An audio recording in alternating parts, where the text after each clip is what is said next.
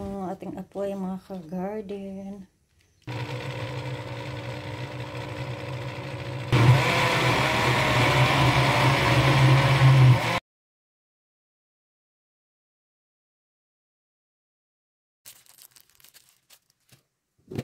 Then salt. Then sugar. So, nasa inyo na yan kung gusto nyo matamis. Damihan nyo kung gusto nyo konti.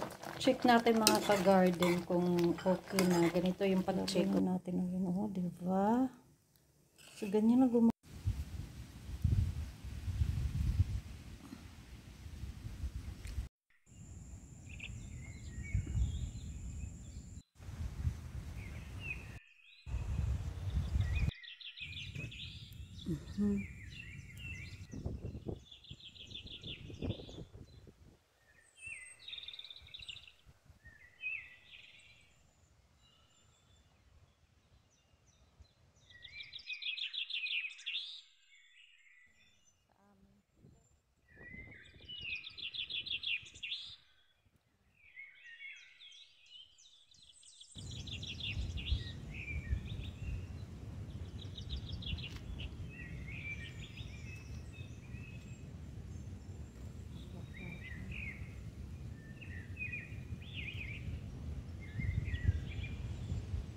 Ito na nga yung mga na-harvest ko lahat, mga ka-garden. So, nag-part 2 tayo kasi mahaba ng ating video. Pero itong video na ito ngayon ay gagawa na tayo ng homemade na ketchup na gawa sa cherry tomato. Pwede naman hindi cherry tomato, mga ka-garden. Basta tomato. At ito na nga ay ating pong hugasan. Hugasan natin yan bago natin pakuluan. So, hindi na natin siya hiwain, mga ka-garden, dahil maliliit yan eh. Pero pag yung mga malalaki naman, ang ginagawa ko, hinihiwa ko. Meron ako nagawa nitong vlog, mga ka-garden, panoorin nyo. Kasi mga nung summer pa yun eh. Pag summer kasi marami talagang bunga yung mga ganito ko, mga cherry tomato. Mga ganito na tomato, mga ka-garden, oh. Kung sa ano yan eh.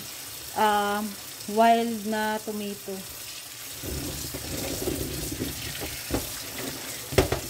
Yan. Ayun yung ating ano ito. Para hindi masayang, ganun ang ginagawa ko.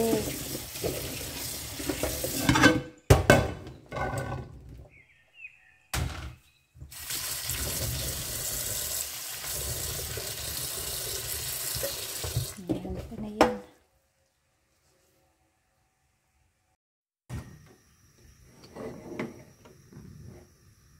Hintayin lang natin ito kumulo. Yan. Yan, kumulo na siya. Kulang pa yan siya sa ano. Sa ano natin. Yung tawag nito.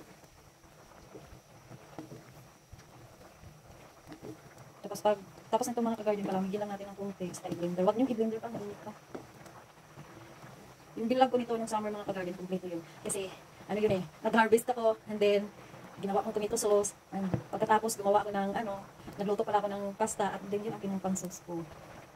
Pero hindi tomato sauce ang gagawin natin, mga ka-garden, kundi ay ketchup. Palamigin lang natin to, mga ka-garden.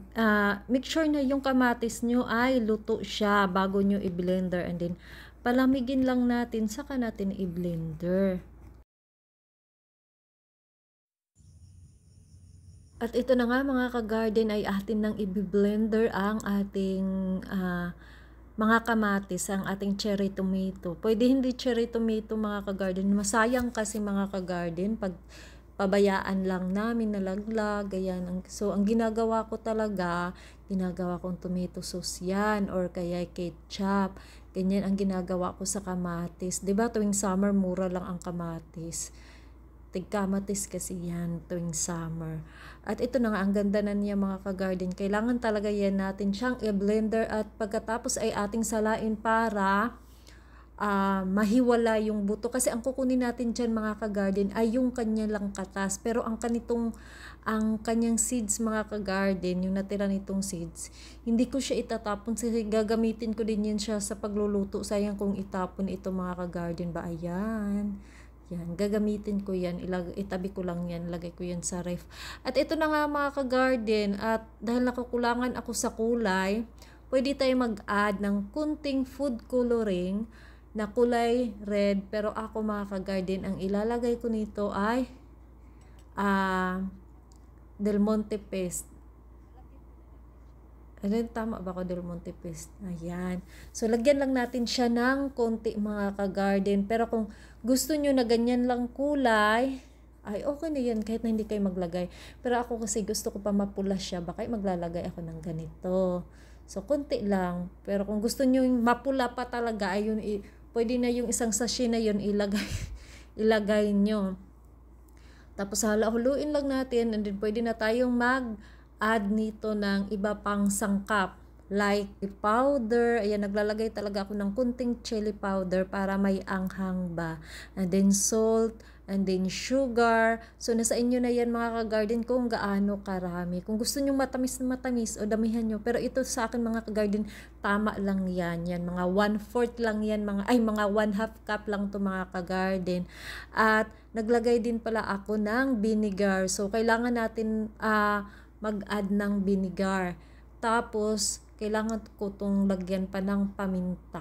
So, ihaluin ko lang ito bago ko lagyan ng paminta mga ka-garden. Ito lang ka, dali gumawa ng ketchup mga ka-garden. Ayan. So, tomato, and then lagyan mo lang ng kunting chili powder, lagyan mo ng kunting salt, sugar, vinegar, and then paminta. So, naglagay talaga ako ng kunting paminta. Gusto ko yung anghang ng paminta mga ka-garden. At ayan na, ang ganda ng kulay. At ito ay atin na tong pakuluan. Kailangan natin tong lutuin ulit mga ka-garden kasi kailangan natin yung mag-sticky pa siya. Yan, kasi malagnaw pa yan. Check natin mga ka-garden kung okay na. Ganito yung pag-check ko. Pag nag-check ako sa akong ketchup, ayan, it means niyan, ayan, sticky na siya. Okay na yan. Pero pag ginaganyan yung na mabilis yan, yung parang may tubig-tubig pa, di, ano yan, kulang pa yan siya sa luto. Ito, okay na ito.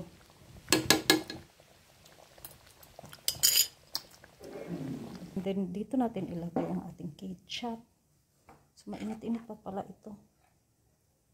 Ilagay na natin ang yun. Oh, diba? So, ganyan lang gumawa ng, ganyan lang po kadali gumawa ng ketchup. Yung next natin ay yung tomato sauce, pero gagawa ako ulit. Lalagyan na lang natin ng voice over. Kasi yung unang ginawa ko nung summer ay wala yung voice over mga ka-garden. Puro sounds lang yun. So, makatipid pa kayo nito. Tsaka masarap pa. Yan. Palamigin lang natin to. Yan. Gawa kayo sa summer ng marami kasi mura ang kamatis tuwing summer. Minsan 30 pa ang kilo. At ito'y atin na itong titikman. Ayan, meron akong french fries dito na hinanda. Pwede nyo din itong ilagay sa ano mga ka-garden, sa mga burger, ganyan, at saka sa mga ulam ba, ganyan ang ginagawa ko.